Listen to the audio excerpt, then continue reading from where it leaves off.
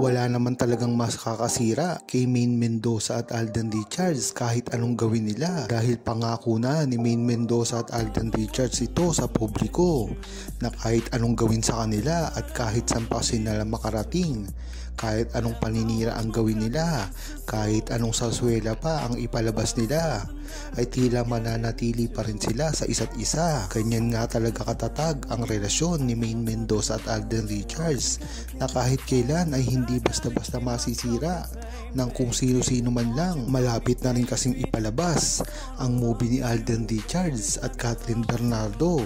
Lalong-lalo pa, kailangan na gumawa ng mga bashers ng mga istorya para paglapitin si Alden Richards at Kathryn Bernardo, dahil alam nila na pagkatapos ng shooting at ng pelikula ay mawawala na ito ng bula basta. Kaya hanggang ngayon pa lamang ay inuunti-unti na nila na palakasin kung ano man ang relasyon ni Kathryn Bernardo at Alden Richards, dahil nga naman pag nawala na ito ay wala na rin ang sarsuela patungkol sa kanilang dalawa, at babalik na naman sa kasikatan ang Aldab ni Maine Mendoza at Alden Richards. Yan ang ayaw na nila at iniiwasan nila para lamang sumikat si Maine Mendoza at Alden Richards. Sa estado nga ng buhay ngayon ni Alden Richards ay hindi niya na kailangan mangbabae pa.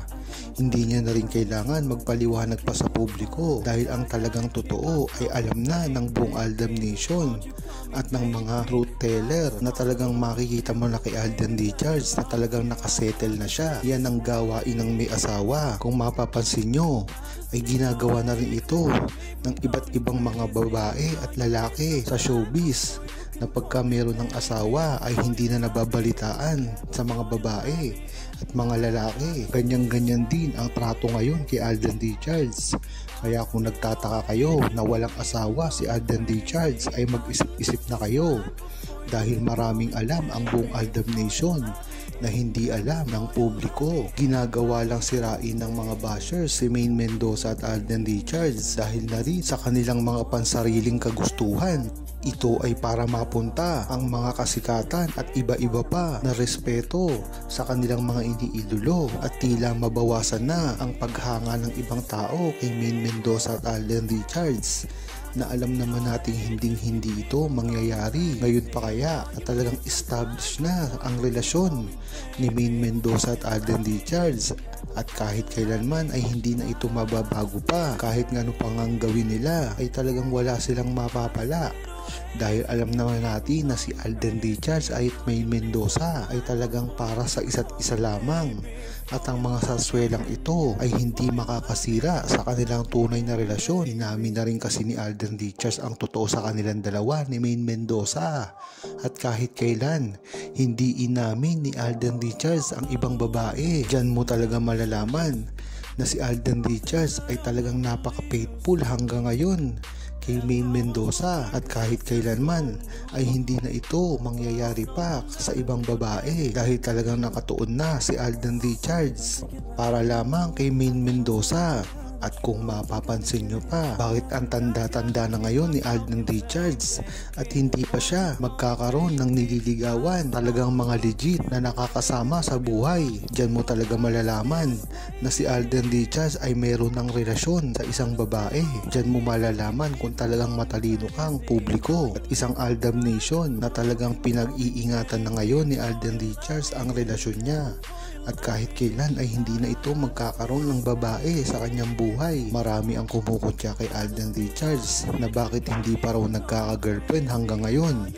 At ang mga kumukutyang ito ay mga wala naman talagang alam pagdating sa buhay ni Alden Richards at Maine Mendoza.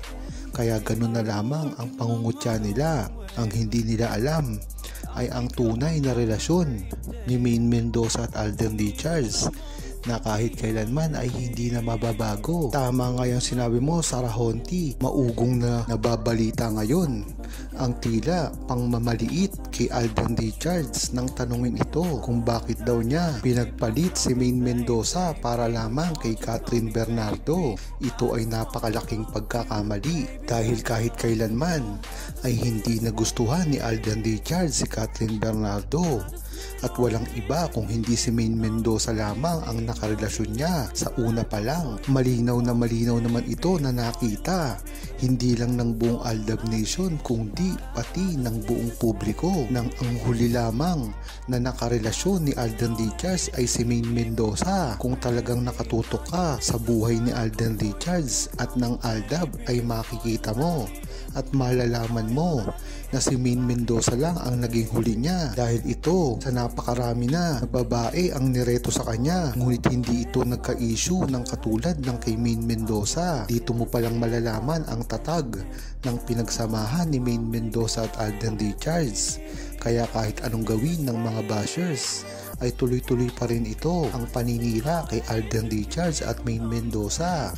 Alam na ito ng buong Aldab Nation na ang ginagawang paninira kay Alden Richards ay Maine Mendoza ay isa lamang taktika at sarswela para sa ginagawa nila at napipinto nilang pagpalit sa mga kinalalagyan ngayon ni Maine Mendoza at Alden Richards. Dahil nga naman ngayon ay napakasikat ni Alden Richards at Maine Mendoza at kahit kailan ay hindi nila ito mapabagsak. Ngunit sino nga ba ang gumagawa nito? Hindi ba't ang mga kalaban nila dati naglalabasan ito hanggang ngayon? At ang mga bumibira kay Maine Mendoza at Alden Richards ay may history talaga, nasiraan sila. Makikita ito sa mga social media, Facebook, Twitter at iba-iba pa.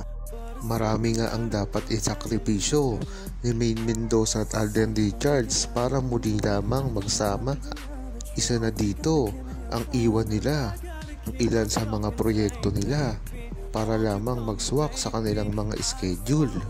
Bukod kasi sa mga conflicting schedule nila Maine Mendoza at Alden Richards, isa kasi rito ang dahilan ng napakaraming proyekto na ginaganapan ni Alden Richards at kontrata nito sa GMA Network ay handa munang isakripisyo ni Alden Richards at i-priority ang gagawin niyang proyekto sa kanyang kumpanya na Myriad na hindi hawak ng kahit anumang management at GMA.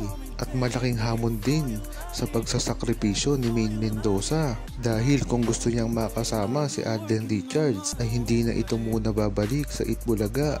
Kaya naman talagang napakalaki ng gagawing sakripisyo ni Maine Mendoza at Alden Richards kung gusto man netong magsama sa isang proyekto o sa TV movie. Ang maganda kasi dito ay nagawa na nila ito dati pa man. Ang napakaraming sakripisyo ang ginawa ni Alden Richards ang hindi pagpayag sa ilang proyekto at mga movie para lamang makasama si Maine Mendoza. Ganon din ang ginawa ni Maine Mendoza para kay Alden Richards. Huwag kalimutang mag-subscribe, comment at i-like ang video na ito. Thanks for watching!